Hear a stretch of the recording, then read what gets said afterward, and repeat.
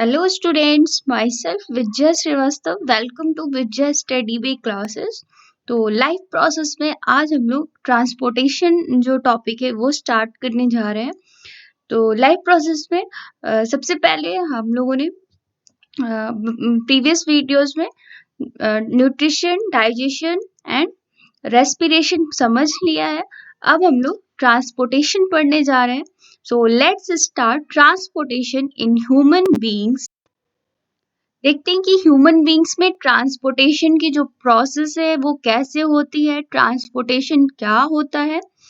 All living organisms need a few necessary components like air, water and food for their survival. तो जितने भी living organism होते हैं हमारे जो अर्थ पे प्रेजेंट हैं, ठीक है, तो उनको जिंदा रहने के लिए, अपने सर्वाइवल के लिए कुछ ऐसे जो नेसेसरी कंपोनेंट्स होते हैं उनकी जरूरत होती है। तो ये नेसेसरी कंपोनेंट्स कौन कौन से हैं? Air, water, food. तो on our regular basis, animals ensure these elements by breathing, drinking and eating. तो ये जो necessary components है air, water and food, ये हमको जो regular basis पे है वो कैसे मिलते हैं? तो वो मिलते हैं by breathing, सांस लेने से air मिलती है, by drinking, water जो हम पीते हैं, एंड बाय ईटिंग में हम लोग फूड खाते हैं, ठीक है। तो ये जो सारे नेसेसरी कंपोनेंट्स हैं ये हमें मिलते हैं by breathing, drinking and eating. The required elements are transported to their body cells and tissues by a transportation system. ठीक है, तो ये जो प्रोसेस होती है ब्रीदिंग, ड्रिंकिंग एंड ईटिंग, ये जो इम्पोर्टेंट प्रोसेस होती है बाय विच हम जो नेसेसरी कंपोनेंट्स हैं जो कि जिसकी वजह से हम जिंदा रह पाते हैं, like air, water and food. तो फर्दर ये हमारे बॉडी सेल्स और टिश्यूज के तक कैसे पहुंचते हैं? तो ये जो एलिमेंट्स हैं जो कि हमारे बॉडी सेल्स और टिश्यूज तक पहुंच पाते हैं, तो ये पहुंच पाते हैं बाय ट्रांसपोर्टेशन सिस्टम, जो सारे ही लिविंग ऑर्गेनिज्म में होता है। In plants the vascular tissue is responsible for transporting the substances. तो सिमिलरली जो प्लांट्स होते हैं वो भी लिविंग ऑर्गेनिज्म में आते हैं, ठीक है। तो वहां पे ट्रांसपोर्टेशन के लिए क्या प्रेजेंट होते हैं? वैस्कुलर टिश्यू प्रेजेंट होते हैं, लाइक जाइलम, फ्लोएम, जो इसेंशियल कंपोनेंट्स हैं प्लांट्स में। बाय जाइलम और फ्लोएम के थ्रू वो बाकी के जो डिफरेंट प्लांट बॉडी होती है, जो सेल्स होते हैं, वहां तक जो रिक्वायर्ड एलिमेंट्स होते हैं वो पहुंचाते हैं। तो इस तरीके से जो नेसेसरी जो एलिमेंट्स हैं, लाइक एयर, वाटर, फूड, तो ये हमारे जो हम बॉडी सेल्स और टिश्यूज तक पहुंच पाते हैं, तो ये पहुंचते हैं बाय ट्रांसपोर्टेशन सिस्टम, और इस प्रोसेस को बोलते हैं ट्रांसपोर्टेशन। नाउ अब हम देखते हैं कि ट्रांसपोर्टेशन इन ह्यूमंस में जो प्रोसेस होती है वो कैसे होती है। Transportation in humans is done by the circulatory system, ठीक है। तो जो ह्यूमन में जो ट्रांसपोर्टेशन की प्रोसेस हो पाती है वो होती है by the circulatory system. The circulatory system in humans mainly consists of blood vessels and heart. तो जो सर्कुलेटरी सिस्टम जो होता है, जो कि ऑल लिविंग ऑर्गेनिज्म में प्रेजेंट होता है, ह्यूमंस में जो सर्कुलेटरी, यहाँ पे हम लोग ट्रांसपोर्टेशन इन ह्यूमंस बात कर रहे हैं, तो ह्यूमंस में जो सर्कुलेटरी सिस्टम होता है वो बना होता है ब्लड से, ब्लड वेसल्स से एंड हार्ट से। अब देखते हैं कि जो सर्कुलेटरी सिस्टम है वो हमें इसेंशियल जो एलिमेंट्स हैं वो कैसे पहुंचाते हैं, इनका काम क्या होता है सर्कुलेटरी सिस्टम का। It is responsible for the supply of oxygen, nutrients, removal of carbon dioxide and other excretory product. तो इस तरीके से जो सर्कुलेटरी सिस्टम है जो कि ह्यूमन में प्रेजेंट होता है, वो हमारे बॉडी में ऑक्सीजन का सप्लाई करते हैं, न्यूट्रिएंट्स का सप्लाई करते हैं जो कि हमारे बॉडी सेल्स और टिश्यूज तक पहुंच पाता है, रिमूवल ऑफ कार्बन डाइऑक्साइड और जो वेस्ट प्रोडक्ट होते हैं उनको हमारे शरीर से बाहर निकालते हैं। तो इस तरीके से सर्कुलेटरी सिस्टम जो है हमारे ह्यूमंस में ट्रांसपोर्टेशन के लिए रिस्पॉन्सिबल होता है।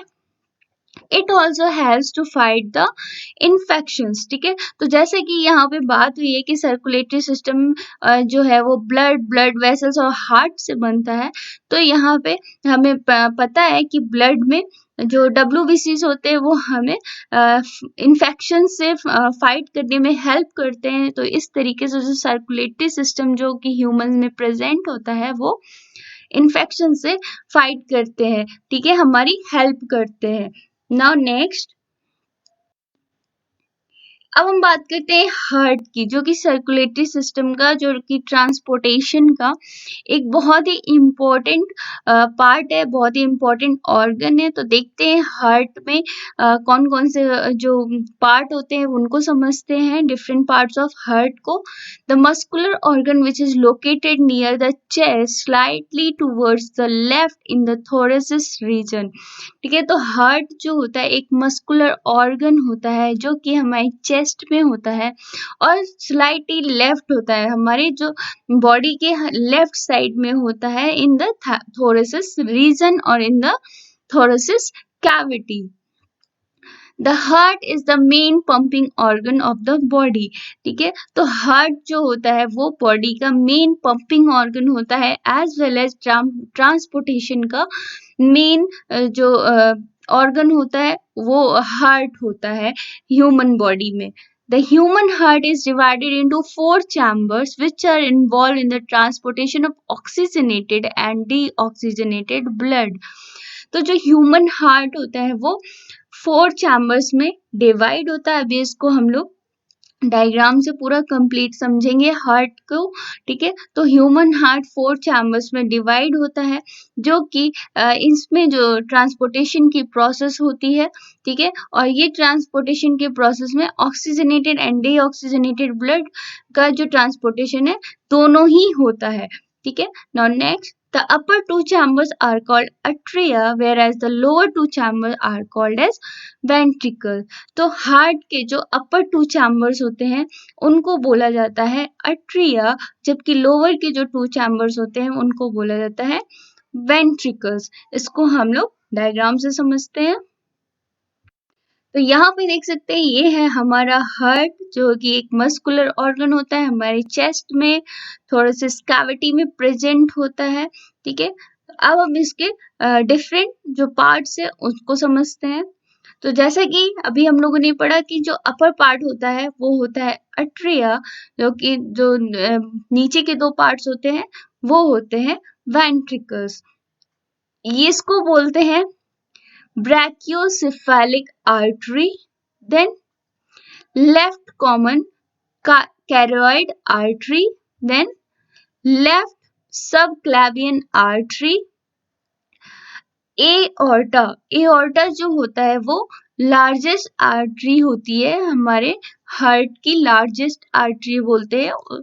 इस पे कभी कभी क्वेश्चन भी आ जाता है कि लार्जेस्ट आर्टरी को क्या बोला जाता है, या लार्जेस्ट आर्टरी जो हार्ट की होती है उसका नाम क्या होता है। तो आप उसको बता सकते हैं एओर्टा। क्या होता है?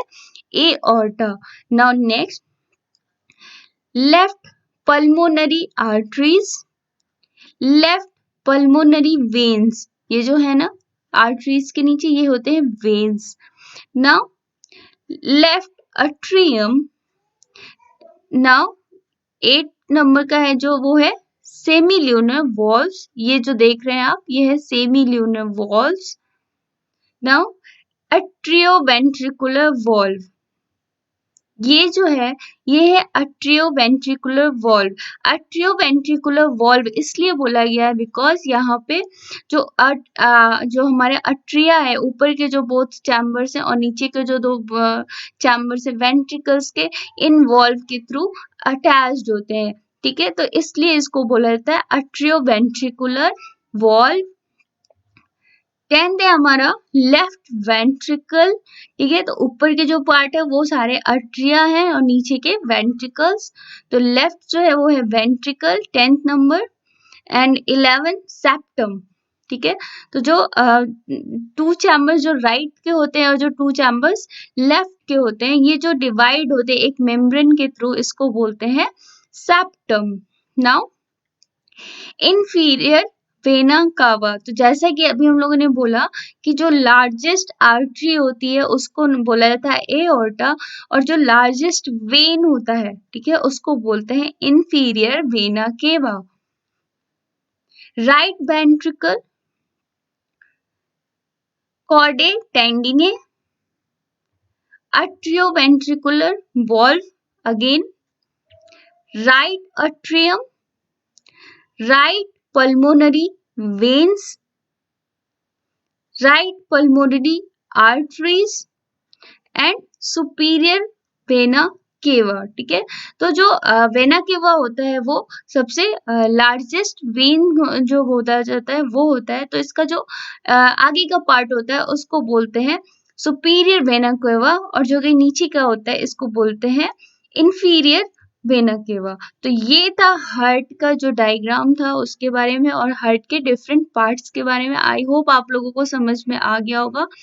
और इसको आप लोग अच्छे से हार्ट का जो डायग्राम है कोशिश करना कि बार-बार डायग्राम को बनाना, ड्रॉ करना, अगेन एंड अगेन ड्रॉ करना। अगर आपने इसका एग्जाम में बना दिया तो आपको इसमें अच्छे मार्क्स मिल सकते हैं। ऑल्सो ये जो है डायग्राम जो है ये हर किसी को समझना भी चाहिए, बिकॉज ये हमारे जो ह्यूमन बॉडी का एक बहुत ही इम्पोर्टेंट ऑर्गन होता है। तो अभी तक तो हम लोगों ने बात किया हार्ट के बारे में और ट्रांसपोर्टेशन के बारे में। तो ट्रांसपोर्टेशन में हम लोगों ने सबसे पहला जो मेन पार्ट होता है वो हार्ट का को समझा, उसके पार्ट डिफरेंट पार्ट्स को समझा। अब हम देखेंगे कि हार्ट में जो फ्लो ऑफ ब्लड होता है वो कैसे होता है, जो ब्लड का सर्कुलेशन होता है वो कैसे होता है। तो यहाँ पे आप लोग देख सकते हैं एक बॉक्स बना है, इसमें दिखा मैकेनिज्म है फ्लो ऑफ ब्लड का थ्रू द हार्ट। तो देखते हैं क्या है। Veins collect deoxygenated blood from different parts of the body। तो सबसे पहले क्या होता है कि जो डिफरेंट वेन्स प्रेजेंट होते हैं हमारे बॉडी में, ठीक है, तो वो उनका क्या रोल होता है कि हमारे ब्लड में जो डीऑक्सीजनेटेड ब्लड है, जो कि जिसमें कार्बन डाइऑक्साइड मिला हुआ है, ठीक है, तो वो जो ब्लड है, डीऑक्सीजनेटेड जो ब्लड है, वो डिफरेंट पार्ट से, हमारे बॉडी के डिफरेंट पार्ट से उसको कलेक्ट करते हैं।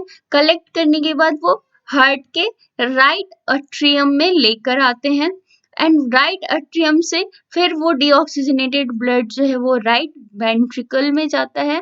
फिर राइट वेंट्रिकल से फिर वो पल्मोनरी आर्टरीज में जाता है, पल्मोनरी आर्टरीज से लंग्स में जाता है, एंड लंग्स से फिर वो पल्मोनरी वेन्स में जाता है।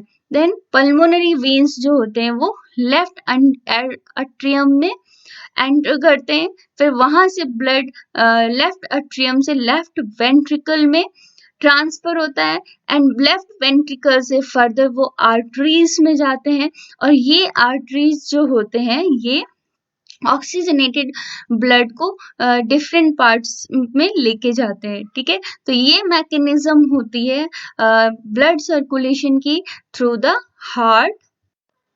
तो इतना था हमारा ट्रांसपोर्टेशन के बारे में। ठीक है, वहाँ पे हम लोगों ने समझा ट्रांसपोर्टेशन प्रोसेस क्या होती है, ट्रांसपोर्टेशन की जो प्रोसेस होती है ह्यूमन बॉडी में वो किसके थ्रू हो पाती है, और हार्ट का जो ऑर्गन है हमारा, जो बहुत ही इम्पोर्टेंट ऑर्गन होता है ह्यूमन बॉडी का, उसके डिफरेंट पार्ट्स को समझा। ऑल्सो जो ब्लड का सर्कुलेशन होता है हार्ट में वो हम लोगों ने समझा। नेक्स्ट जो वीडियो होने वाला है ट्रांसपोर्टेशन का, उसमें हम लोग blood vessels and types of blood vessels के बारे में समझेंगे। अगर इससे रिलेटेड कोई भी क्वेश्चन या कंफ्यूजन होगा तो आप कमेंट करके मुझे बताओ। And thanks for watching. Also subscribe my channel if you are new, and do like, share and comment.